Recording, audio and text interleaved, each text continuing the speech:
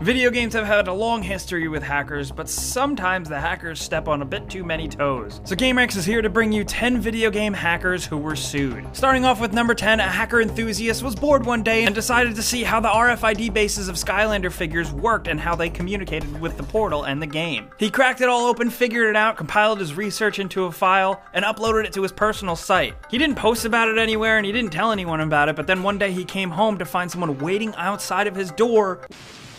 I've got something for you.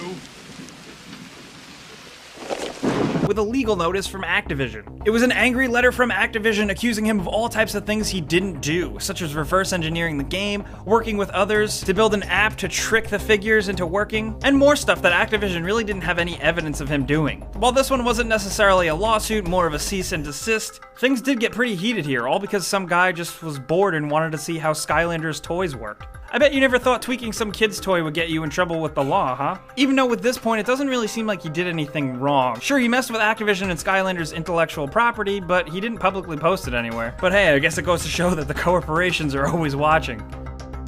And at number 9, some hackers were sued for messing with Xbox games. Tecmo sued an entire community of software tinkerers for reverse engineering, hacking, and modifying Xbox games that were legally purchased. Tecmo was mad enough to launch into a federal lawsuit against 2 people for alleged violation of US copyright law, and even that controversial DMCA, or Digital Millennium Copyright Act. All the 2 defendants did was host a forum dedicated to creating custom content and mods. This was a massive lawsuit though, with 100 other unnamed users also included in the suit. But really, at the end of the day, most of the hacks were just custom skins, and since it was Tecmo games, it was really just nude skins for Dead or Alive Beach Volleyball. Thankfully, the defendant's attorney says that everything that they are doing is under well-established law. You actually need to own Tecmo's product to use any of this stuff anyway. I couldn't actually find what the verdict was with this one, and maybe it was settled out of court, but Tecmo has won other lawsuits for similar conditions in the past.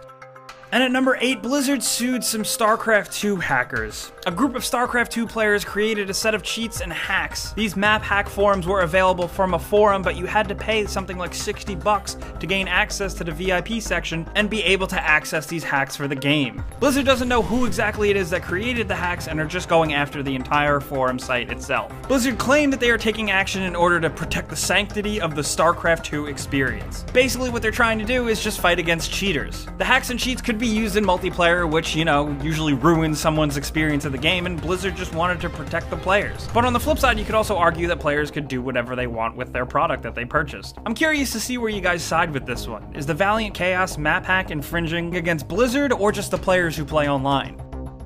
And at number 7, a German PS3 hacker actually came back out against Sony over a €1 million lawsuit. A man had his house raided under court order and is being sued by Sony. He made all of his tools and tricks for hacking the PS3 public, and Sony was apparently very pissed about that. He was trying to reverse engineer the PS3 to bring Linux back to the console. You remember that? But like I said, this hacker came back at Sony and he seemed a little amped up. He posted, and I quote, "If you want me to stop, then you should just kill me because I cannot live without programming, HV, and Linux kernel hacking. You know who I am and where I live, so come and get me." That is really freaking hardcore. This guy said a lot of hardcore stuff like that on record, and although he sounds a little extreme, at the end of the day, he's just kind of standing his ground. In this type of scenario, Sony might not really be able to get much out of him, but if anything, maybe they're just going after him and making it a public thing to scare other hackers away. So maybe he was doing the right thing by trying to stick up for himself. But again, I'll let you decide. And at number 6, remember I said there were multiple examples of Tecmo going after hackers that were tweaking the Dead or Alive games? This lawsuit is higher on our list because it was Tecmo versus an actual software company called West Side. They were making and distributing this hack that disabled Katsumi's clothing. In a Japanese court, Tecmo won the case because the hacker provided a tweak that violated the video game character's dignity. He was forced to pay 2 million yen in damages. Dead or Alive creator Itagaki said on record that he actually kind of felt responsible for her and felt like it was kind of his fault that he designed such a, I guess, sexy character that lent herself to being hacked, which is a really weird way to describe things, but hey, I'm not in charge of this. And at number 5, PS3 jailbreaker George Hotz was sued by Sony for reportedly jailbreaking and reverse engineering the PlayStation 3. The hacker in question and a bunch of other forum members were brought up on 8 claims, including violation of the DMCA, computer fraud, and copyright infringement, this being Sony. This lawsuit brought tons of scrutiny from the public eye and lots of media attention, but ultimately on record, the hacker and Sony reached a settlement outside of court. The hacker was legally not allowed to hack any more Sony products. This lawsuit got the attention of Anonymous, who claimed it was offensive against free speech and internet freedom. There's speculation whether or not this Anonymous was responsible for the PlayStation Network downing in April 2011, while Anonymous has officially said that they are not responsible. But ultimately, it's kind of a crazy world when Sony can go after someone for tweaking one of their products that they bought. And at number 4, this one's a little crazy. A RuneScape hacker actually stole items to pay off real-life gambling debts. A 21-year-old hacker spent 16 months hacking RuneScape profiles. He stole in-game items like special swords and sets of armor and sold them for thousands of euros. He was earning real-world money from these items. The crazy thing though, because of the time of when this happened and the way the law worked, it was seeing that he didn't steal real-life things, he couldn't be charged with theft. He did eventually hack a RuneScape employee's Facebook account and apologized afterwards, but then he was also arrested a second time for hacking the game another 27 times. Later on, he pleaded guilty to 2 charges of unauthorized computer access, and I think he's the perfect example of playing with fire for far too long and eventually get burned. But the guy was making some bank. Apparently he made somewhere between 2,500 and 3,500 euros. I know they say crime doesn't pay, but I guess sometimes it does a little bit, until you get sent to jail.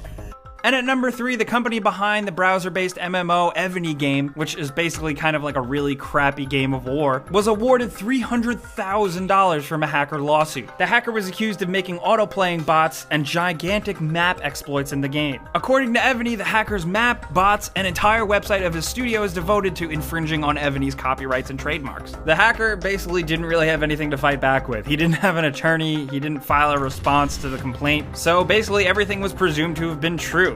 He also famously showed up to court in sweatpants. Look, I don't want to talk too much smack on this little Evony game, but I feel like if you're gonna get brought up in a massive lawsuit and have to pay over $300,000, you should be hacking a better game.